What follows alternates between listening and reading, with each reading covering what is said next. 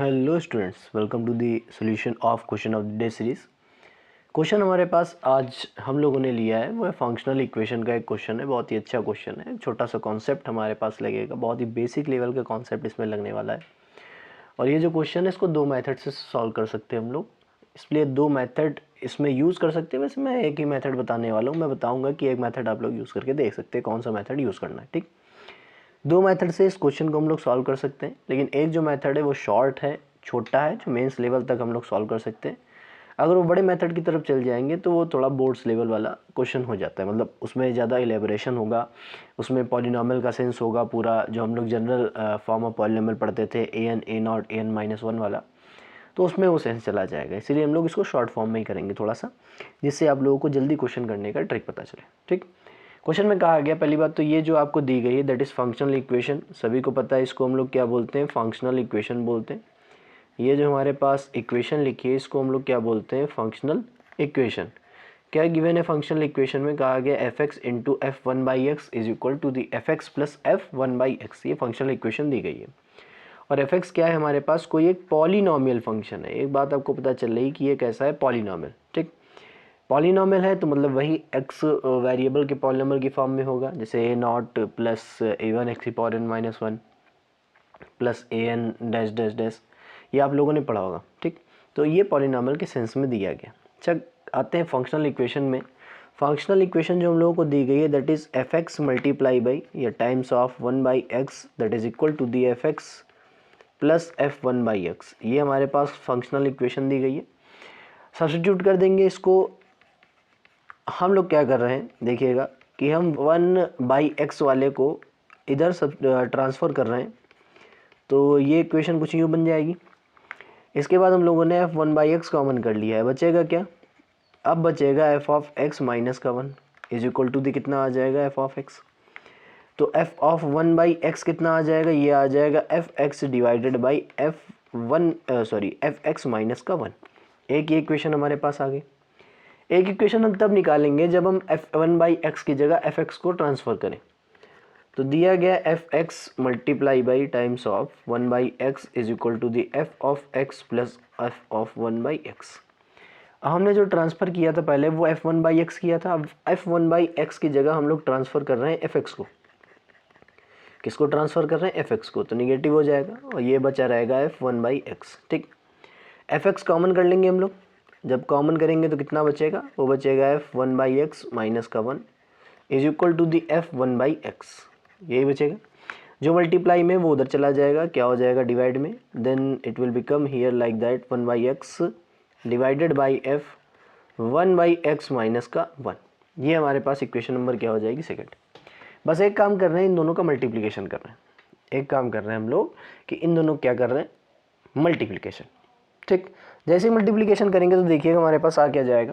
Short form में लिख देता हूँ यहाँ पे, एफ वन बाई एक्स का मल्टीप्लिकेशन साइड बाई साइड ही कराना है, एल एच एस का एल एच एस का, आर एच एस का आर एच एस में, f x divided by f x minus one, और ये हो जाएगा हमारे पास f one by x divided by f one by x minus का वन।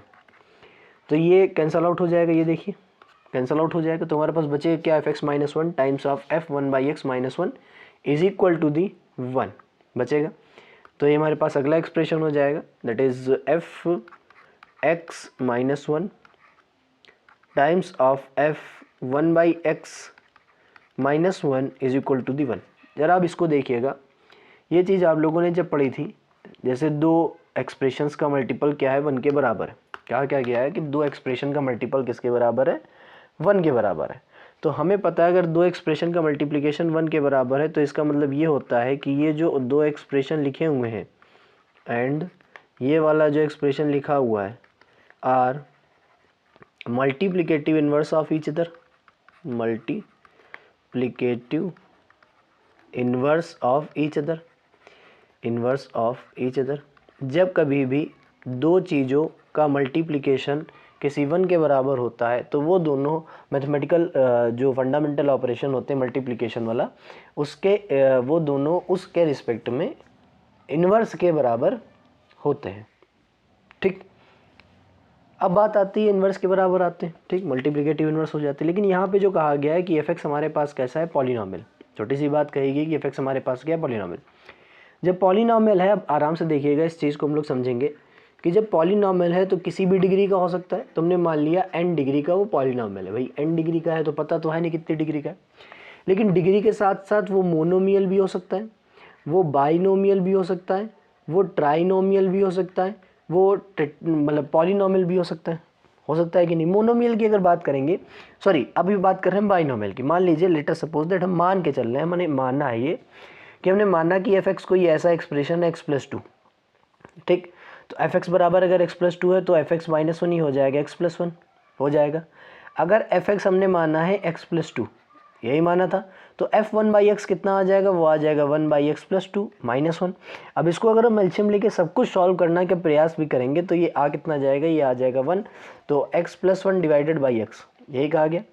तो ये एफ एक्स -1 था, ये f1/x -1 था। इन दोनों का प्रोडक्ट क्या 1 के बराबर आ सकता है? इन दोनों का प्रोडक्ट क्या 1 के बराबर आ सकता है? नहीं आ सकता। मैं यही बस प्रूव करना चाहता था आप लोगों के लिए कि जितने भी बाइनोमियल टर्म्स हैं या उससे ज़्यादा नंबर ऑफ टर्म्स वाले जितने भी पॉलिनोमियल्स होंगे, बाइनोमियल हो, ट्राइनोमियल हो, आगे जितने आने वाले पॉलिनोमियल्स हैं, उन सभी के केसेस में किसी भी इन दोनों एक्सप्रेशन का जो मल्टीप्लिकेशन है 1 के बराबर नहीं हो सकता। लेकिन बराबर कब हो सकता है? जब वो कैसा हो, मोनोमियल। जब वो कैसा हो, मोनोमियल, ठीक। अब मोनोमियल की बात चल रही, अच्छा मैं यहाँ पे कोई भी डिग्री ले सकता हूँ, x⁴n ले लूँ यहाँ पे सीधा, तो भी कोई प्रॉब्लम नहीं है। तब भी यहाँ पे x⁴n रहेगा, x⁴n आ जाएगा, x⁴n आ जाएगा, तो पावर से कोई मतलब नहीं ना। जब बाइनोमियल टर्म ही खत्म नहीं हो पा रहे हैं, मतलब कैंसिल आउट नहीं हो पा रहे, तो हम उसको कैसे कैंसिल कर सकते हैं? कैंसिल कैसे कर सकते? हो ही नहीं सकता, ठीक। अब बात आती है कि कैसे इसको निकालें। भाई पहला तो फंडामेंटल प्रोसेस है, उसमें करना क्या होगा मैं बता देता हूँ। एक मेथड मैंने बताया था कि 2 मेथड अप्लाई करेंगे। यहाँ पे हम लोग एफ एक्स को ही क्या करेंगे, जनरल फॉर्म ऑफ पॉलिनोमियल मान लेंगे। क्या होती है जनरल फॉर्म ऑफ पॉलिनोमियल? आप लोगों ने पढ़ा होगा, सभी लोगों ने पढ़ा है कि a0 x की पावर n, a1 x की पावर n -1, यहाँ पे सीधा यहाँ पे रख देंगे अपनी फंक्शनल इक्वेशन में। उसके बाद हम लोग क्या करेंगे, कोफिशिएंट्स को बराबर करेंगे। कोफिशिएंट्स को बराबर करेंगे तो a0 की वैल्यू 1 आएगी। मैं बता देता हूँ सीधा ही कि a0 की वैल्यू 1 आएगी और an की वैल्यू 1 आएगी और सभी 0 आएंगे। बस वहाँ से एक्सप्रेशन निकल के आ जाएगा। यहाँ पे हम लोग क्या देख रहे हैं कि ये दोनों चीज़ें तो पॉसिबल नहीं है, बचा क्या है, मोनोमियल। और मोनोमियल में वो भी पॉसिबल नहीं है जिसका कोफिशिएंट 1 ना हो। जैसे मान लेते हैं हमारे पास एक मोनोमियल है 2x की पावर 2। अभी हमने कहा क्या, ये मान लिया है एफ एक्स -1 के बराबर है। किसके बराबर है? एफ एक्स -1 के। तो f1/x -1 किसके बराबर हो जाएगा? वो हो जाएगा 2/x² के। इन दोनों का प्रोडक्ट करा दूंगा तो कितना आ जाएगा? 4। 4 क्यों आ रहा? क्योंकि कोफिशिएंट 2 है, क्योंकि कोफिशिएंट 2 है तभी तो 4 आ रहा। लेकिन मल्टीप्लिकेटिव इनवर्स का मतलब क्या है, यहाँ पे क्या आना चाहिए? 1। 1 तभी आएगा जब यहाँ पे कोफिशिएंट में भी 1 होगा, तभी 1 आएगा, अन्यथा की स्थिति में 1 आ नहीं सकता। तो यहाँ से हमें ये पता चला है, ये चीज़ आप लोग याद भी रखिएगा अब इस चीज़ को, कि यहाँ से हमको ये पता चल गया है कि जो हमारे पास यहाँ पे पॉलिनोमियल आने वाला है वो ऐसा ही आएगा कि एफ एक्स -1 जो होगा वो +- x की पावर n के बराबर होगा। यहाँ तक किसी को कोई प्रॉब्लम? कोई भी प्रॉब्लम है आप कमेंट बॉक्स में कमेंट करके बता सकते हैं। अच्छा ये पता चल गया कि ये होगा, प्लस माइनस का मतलब पता ही नहीं है भाई, प्लस वाला होगा कि माइनस वाला, इसीलिए हम लोगों ने लिखा ली। तो एफ एक्स की वैल्यू कितनी आ जाएगी? ये आ जाएगी हमारे पास एफ एक्स की वैल्यू। अब एफ एक्स की वैल्यू तो कोई प्रॉब्लम नहीं है, मुझे ऐसा लग रहा है आप लोगों को, ठीक, समझ में आ गया होगा आप लोगों को। नहीं आया तो आप लोग मुझे कमेंट बॉक्स में कमेंट करके बता सकते हैं। अच्छा आपसे कहा गया है कि एफ एक्स जो हमारे पास सेटिस्फाई करती है इक्वेशन, वो कौन सी करती है? f4 बराबर 65 करती है सर। तो कह दिया है कि f4 बराबर हमारे पास कैसा है? 65। तो मैंने भी कह दिया ठीक है, f4 बराबर क्या है? 65। x बराबर 4 रखने पड़ेगा, तो आ जाएगा +-4 to the power n +1 is equal to the 65। 65 minus कर दूंगा तो वो क्या आ जाएगा? 4 to the power n is equal to the 64। अब बताओ प्लस वाला साइन लेंगे कि माइनस वाला? प्लस वाला ही साइन लेंगे, दोनों एक्सपोनेंशियल है तो प्लस वाला साइन हम ले लेंगे, माइनस से मतलब नहीं। ये क्या आ जाएगा? 4 का क्यूब, तो n बराबर कितना आ जाएगा? 3। तो हमारे पास एक्सप्रेशन जो बन जाएगा that is equal to the x³ + 1। अब ये हमारे पास पता चल जाएगा कि एफ एक्स हमारे पास है कितना। अब एफ एक्स पता चल गया है तो अब क्या पता लगाना है कि f6 की वैल्यू क्या होती है। सभी को पता है f6 अगर सॉल्व करेंगे 6³ + 1 आएगा। 6³ कितना होता है? 216 + 1 कितना हो जाएगा? 217। तो ऑप्शन नंबर तो दिया है थी नहीं था, हाँ इसमें वैल्यू निकालनी थी, तो इसकी वैल्यू कितनी आ जाएगी? 217। क्वेश्चन अगर अच्छा लगा हो तो आप लोगों को प्लीज़ इस वीडियो को लाइक करिए और शेयर करते रहिए अपने दोस्तों के साथ, इससे कोई भी इस तरह के कंटेंट को मिस ना कर सके। और मिलते हैं अगले क्वेश्चन के साथ, तब तक के लिए गुड बाय।